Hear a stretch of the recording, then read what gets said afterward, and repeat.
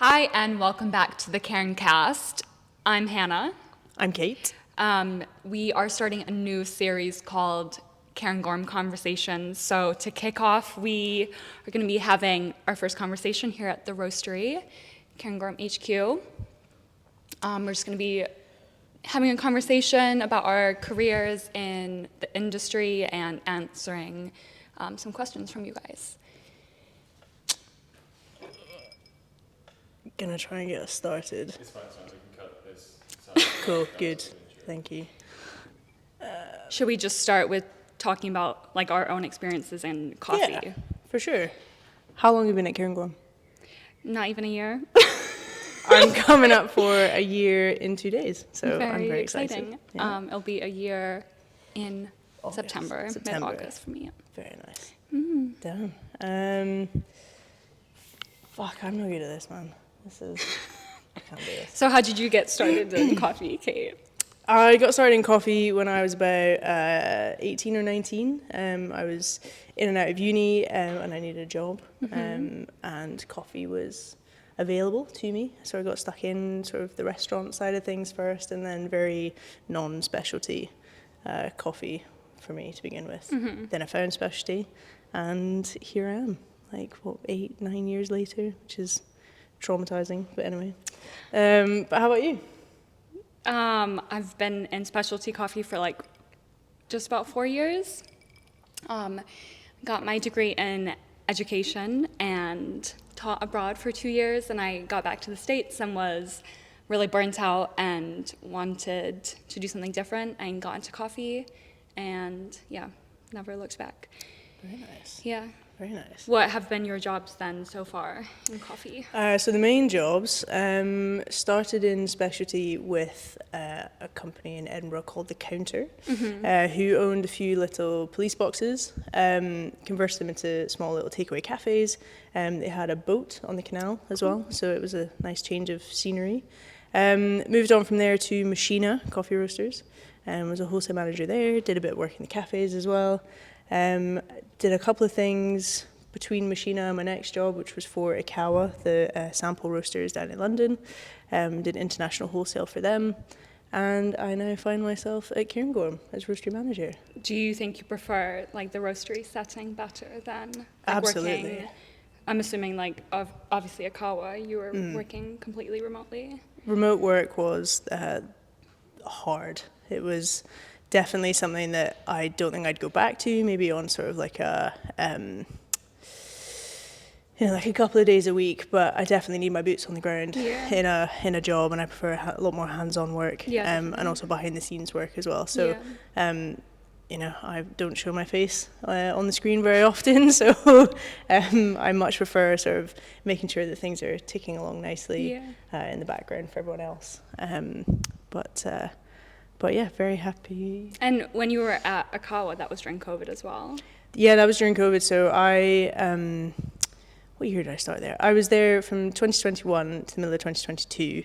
Ideal time to have a remote job? It was good. It was very nice. It was nice to work for a London-based company. I was the only one up here in Scotland, so it was quite tricky to feel connected, and I felt a little bit alienated at times, and I definitely felt very alienated from the Scottish coffee community as well. One of the reasons why I was so passionate to join Cairngorm.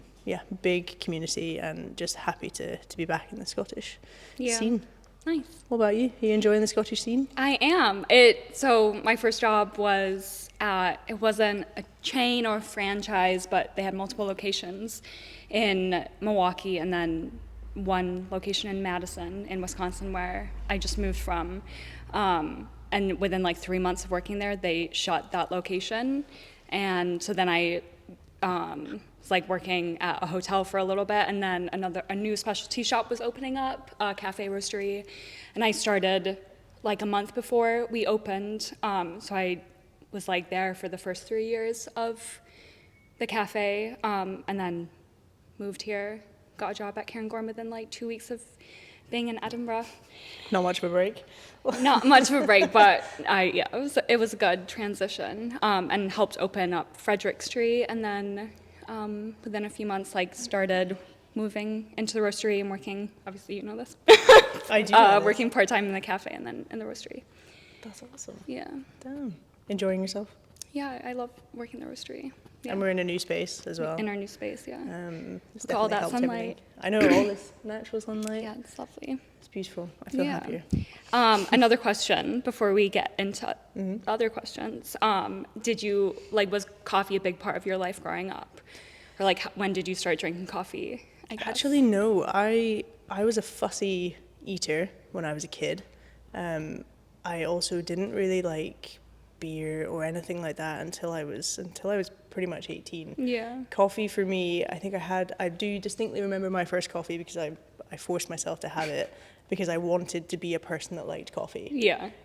Unfortunately, I've not been able to do the same thing with tea. I do not like tea. I desperately want to Are be a you tea even person. British? I am not British. I mean, I desperately want to like tea, and I can't force myself to enjoy it.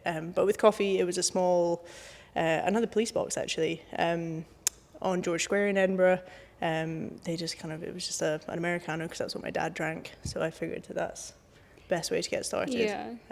But yeah, from then, just kind of quite enjoyed it, and then clearly just needed the caffeine, and then my palate developed rapidly from about 19 to 20, and then Yeah. just kept on going. So Yeah. no longer a fussy eater, I hope.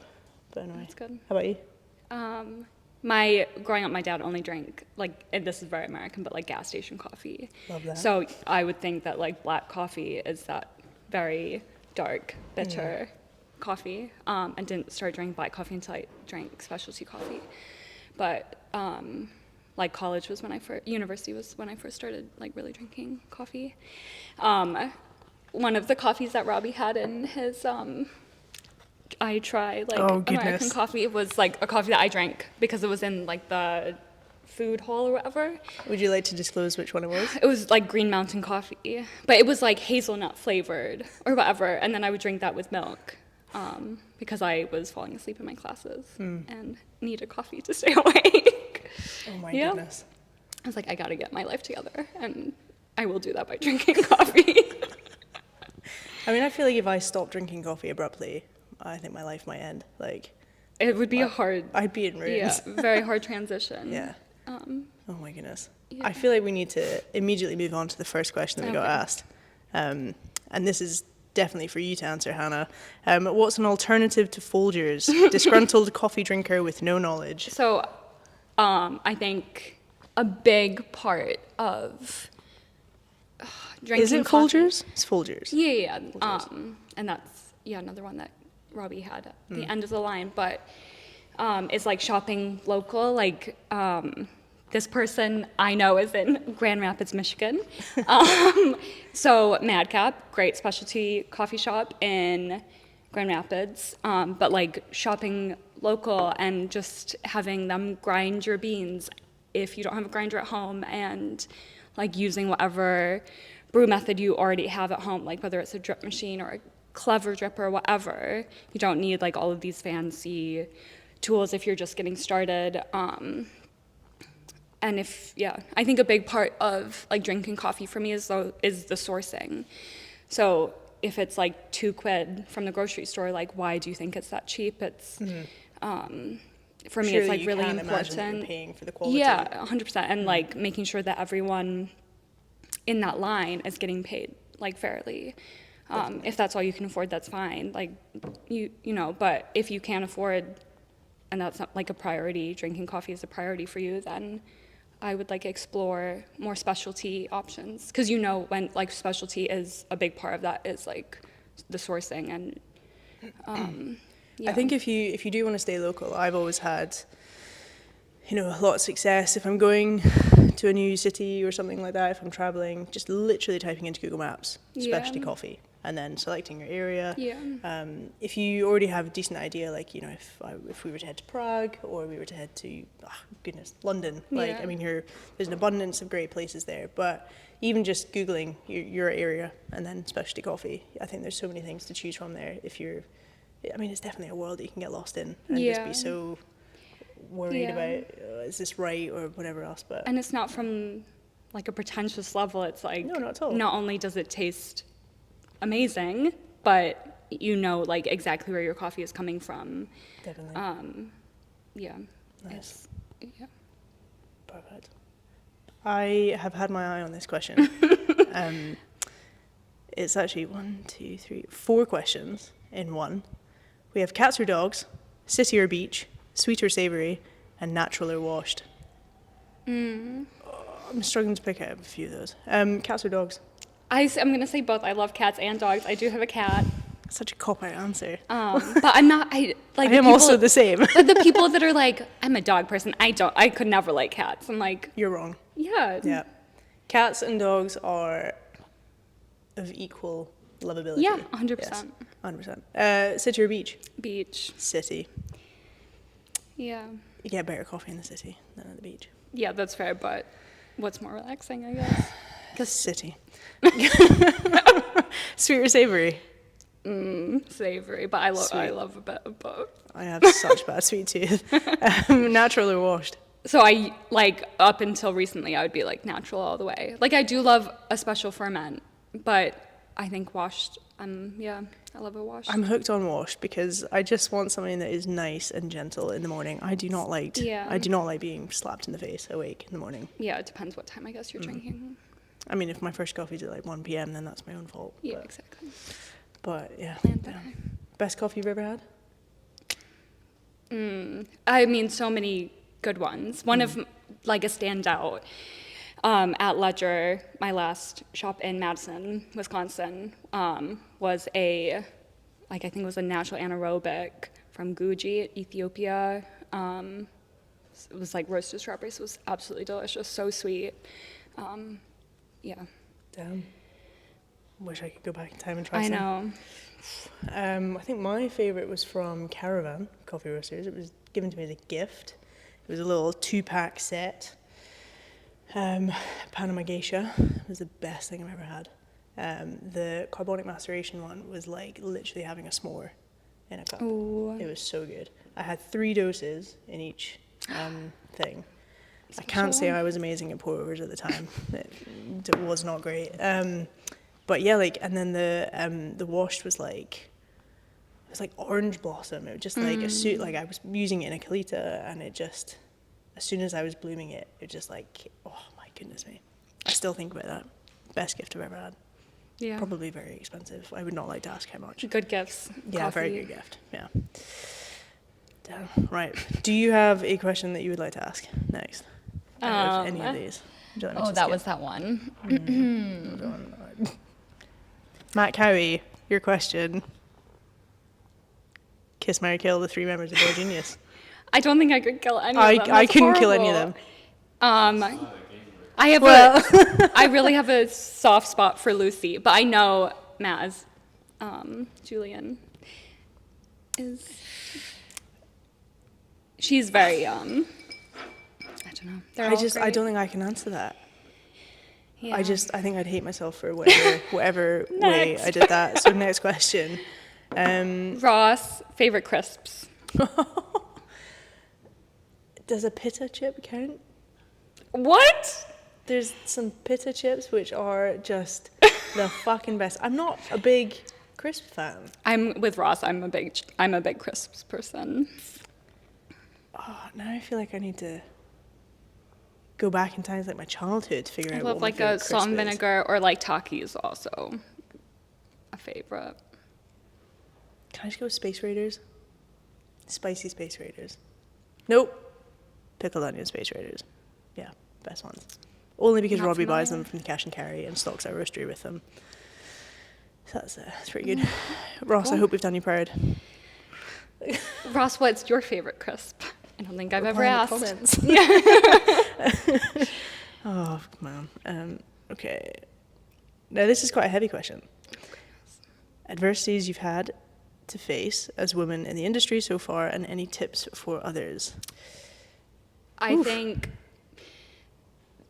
these are like isolated instances, but like I think certain interactions with other men have been a challenge. Like at my last shop, I and another coworker were like experienced baristas, and we like came into that space like him being under the impression that we like knew nothing and teaching us like how to brew batch brew, and we've been in coffee for enough time that we know how to brew some batch. But it is just like certain people taking up a lot of space, thinking that other people don't know as much as them, and like shaming them for not knowing enough, or not knowing what they know, or being on that level, you know? I feel like sometimes people are scared to just ask.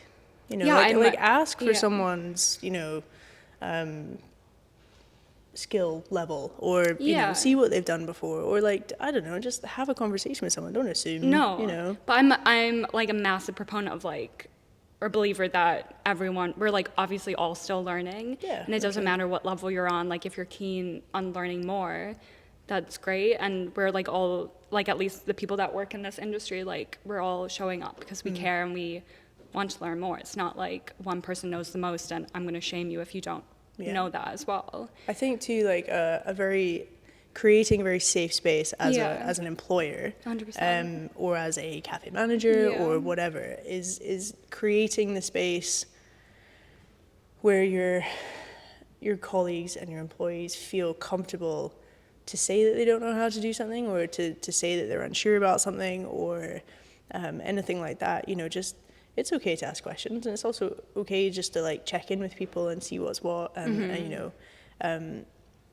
you know, it's just kind of, it's sometimes difficult to say that you don't know how to do something if you feel a lot of shame around it.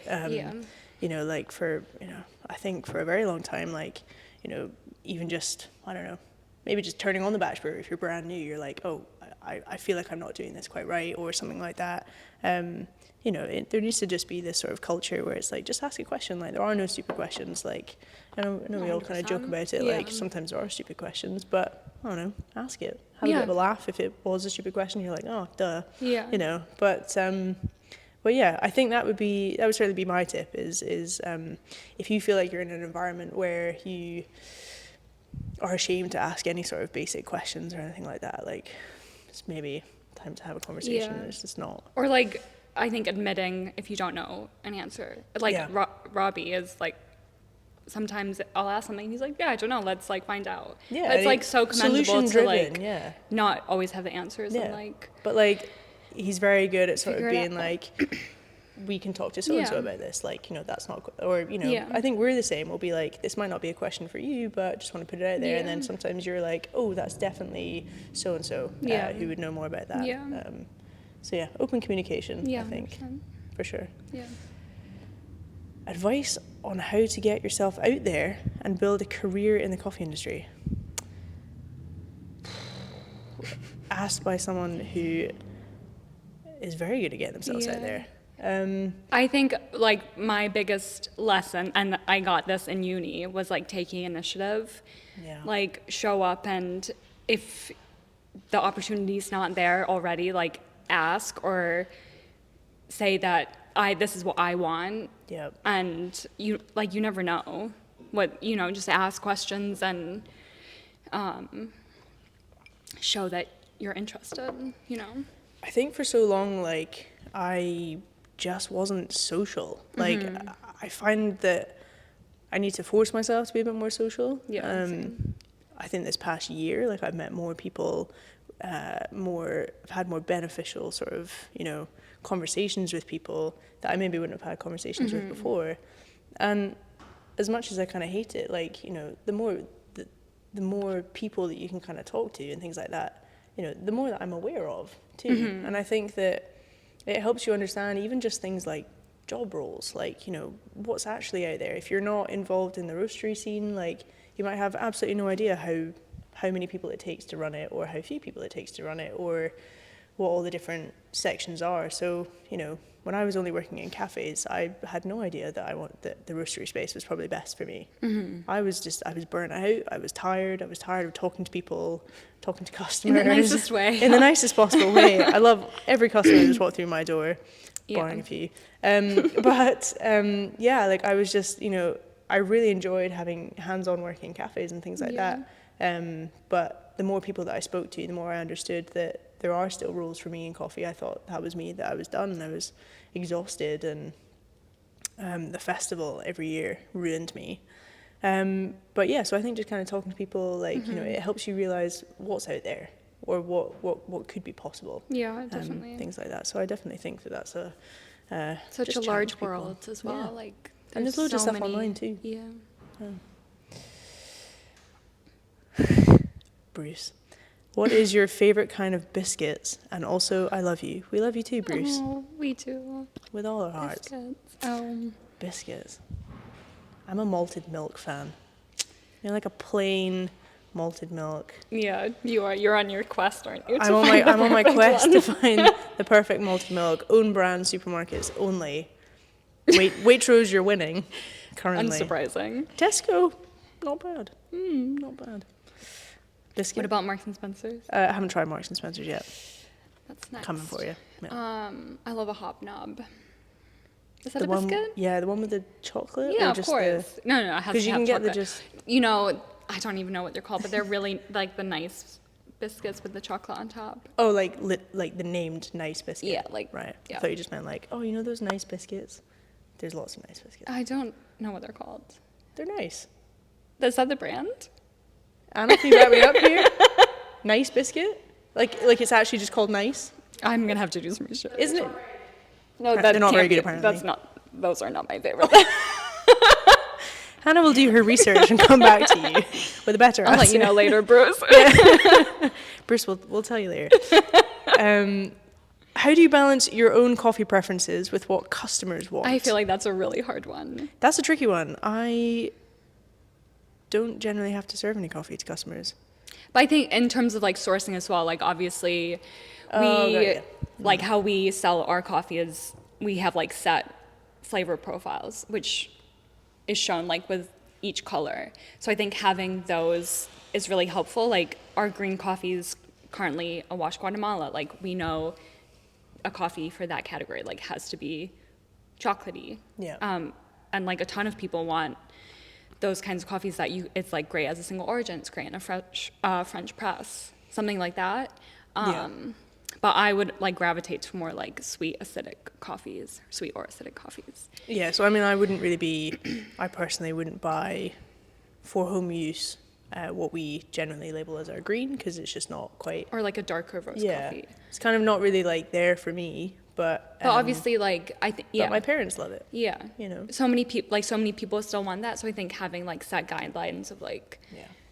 we know when we're sourcing coffee that we need to fill this gap. Yeah. And even though this isn't something that we're going to drink every day, like it's still an important. But then we also offering to know have. that putting one of our green coffees or something on as a single at our Melville Place location, you know, it just smashes with milk. Yeah, it's great. You know, yeah. it's such a people pleaser. Yeah. You know. So every coffee that we source, you know, has its place and it has its use. And It might not serves always purpose. necessarily be what I would take home or what I would like to brew.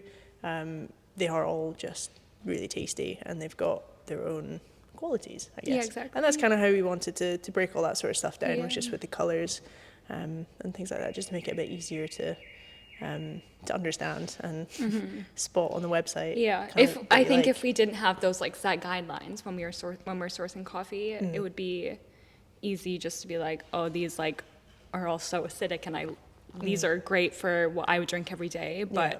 we would be missing like a huge like part of the market of like people who still want specialty coffee but prefer like a less acidic, chocolatey or nuttier coffee. It's like nothing wrong with that. Well, the other great thing is, you know, I remember last year, one of my favourite coffees was Beloya. Yep. That was in our orange category. And once that's gone, you know, some people are like, oh, what the heck do I order next? Yeah. And it's just like, well, if you liked the kind of qualities of that coffee and the sort of flavour profile of it, head for another orange. And here's what we've replaced it with. And I sometimes think that in the past, before I sort of had the knowledge and the vocabulary to sort of describe what I liked in a coffee, I found it really hard if I really loved a coffee from one roastery, and then it finished, and then I was like, I really don't know where to begin next in finding the next one, because I don't know what I'm looking for. Yeah. So I think the colours break that down quite well. I guess that kind of.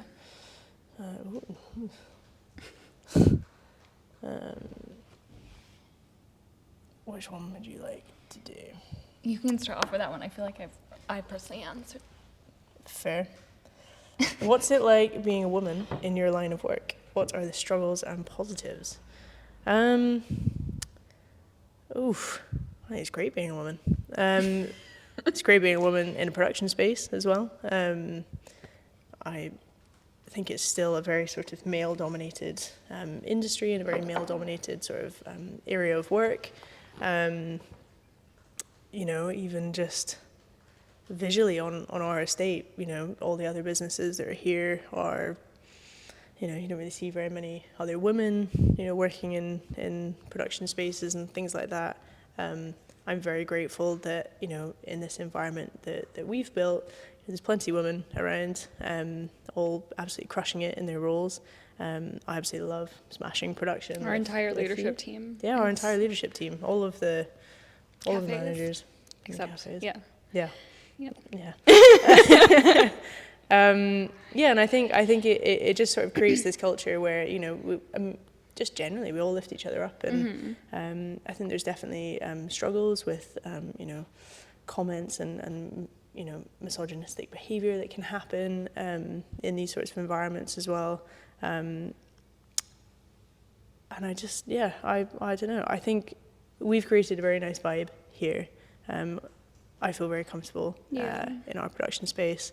And yeah, there's just lots of open communication as well, which is beneficial. Yeah, definitely. And if there's any issues that arise, we feel quite confident to talk about them and you know, come to a solution and things like that. So it's never like one-upping each other or never, contest or not at all. Know. And same with like I feel like we've both found like a really great community, like within Edinburgh and Glasgow, of like other women baristas and women in coffee, and it's like so supportive, and it's just like an incredibly welcoming community. I think that's a big part of like why I feel so like happy moving here and like working in this industry. It's just like, it's incredible. Yeah, I feel really Feels like connected to everyone else, and you know, it's great to sort of have those spaces to hang out and just chat and just be and have that commonality, but yeah, definitely. it feels good. I feel like we're I've noticed a big shift, a big change in the past year or so in the Scottish scene for sure. Yeah. And I hope it just keeps growing. Cool. So if you ever want to hang out, just give us a shout. Yeah.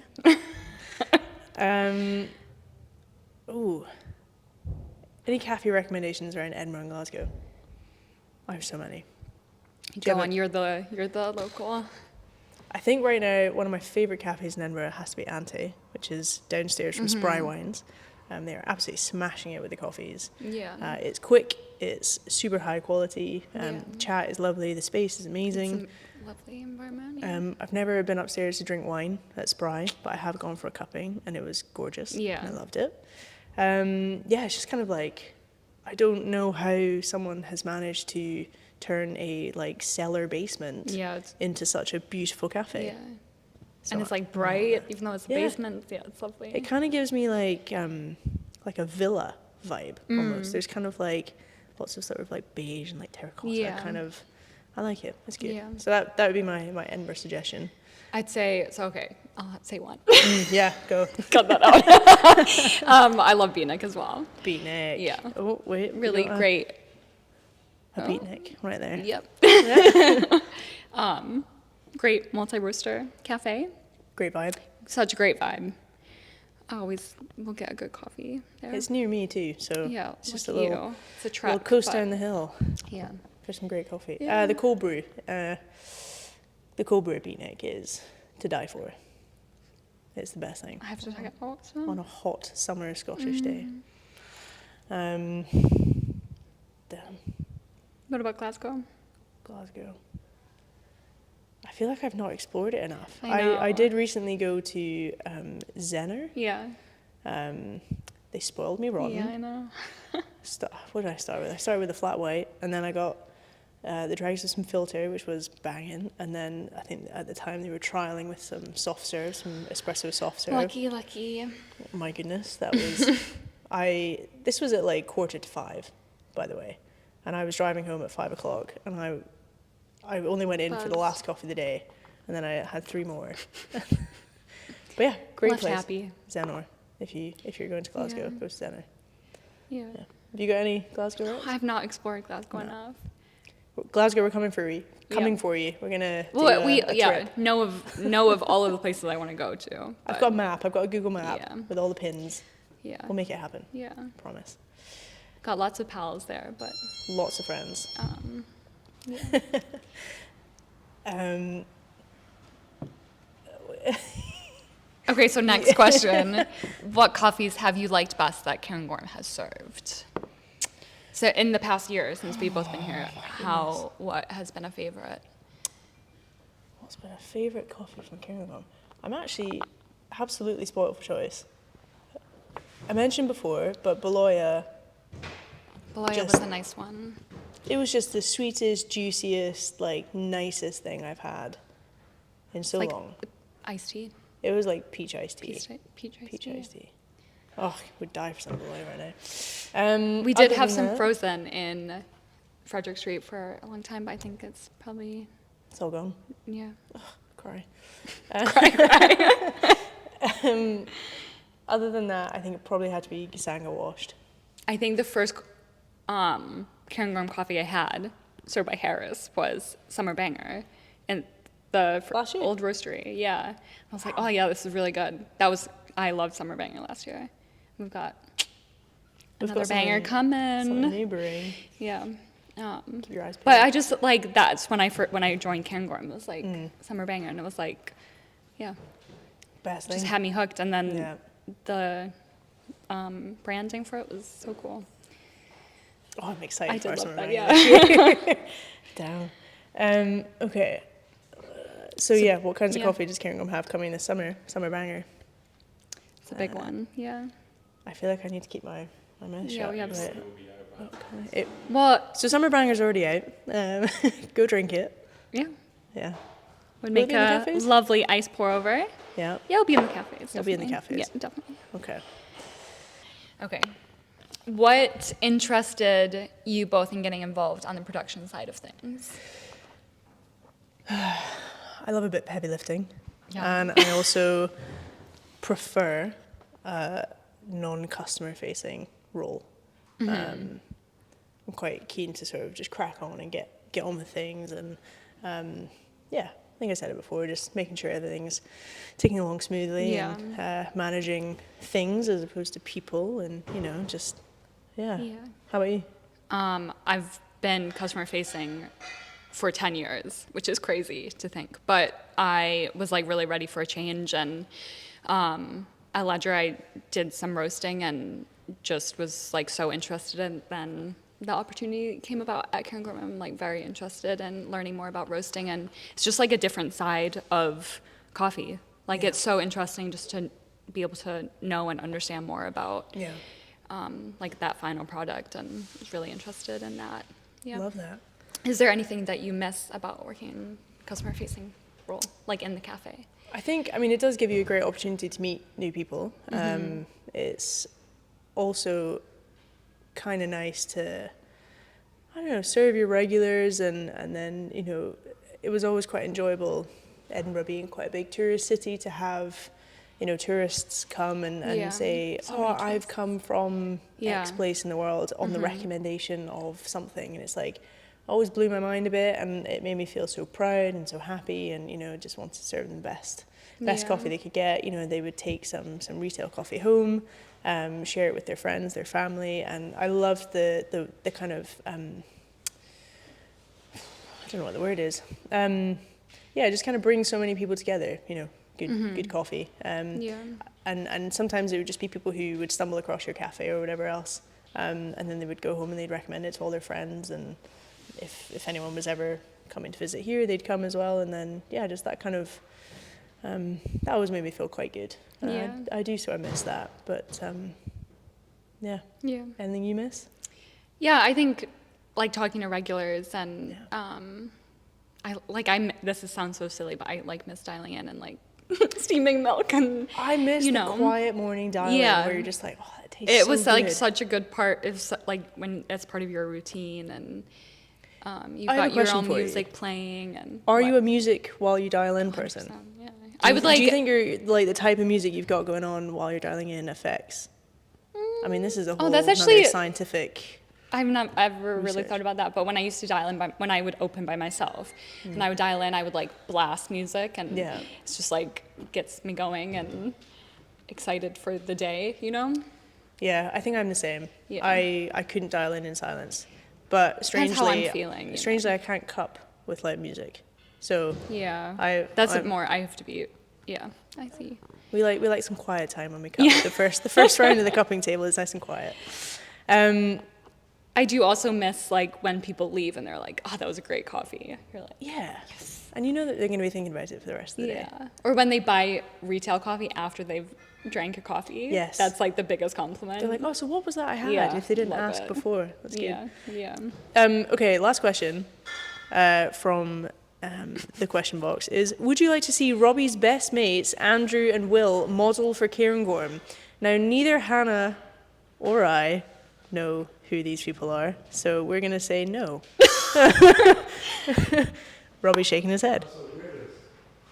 That was pretty harsh. Pretty harsh. Brutal, Kate. I do actually have one last question for you, Hannah.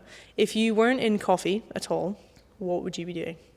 So I got my degree in education. So I think if I didn't get into coffee, I would try harder to be a teacher. But I think I'm just like, I know that I'm happier doing what I'm doing now than not that teachers aren't incredible. And it's just, yeah. Fair. What about you? So I do a lot of freelance photography for live music.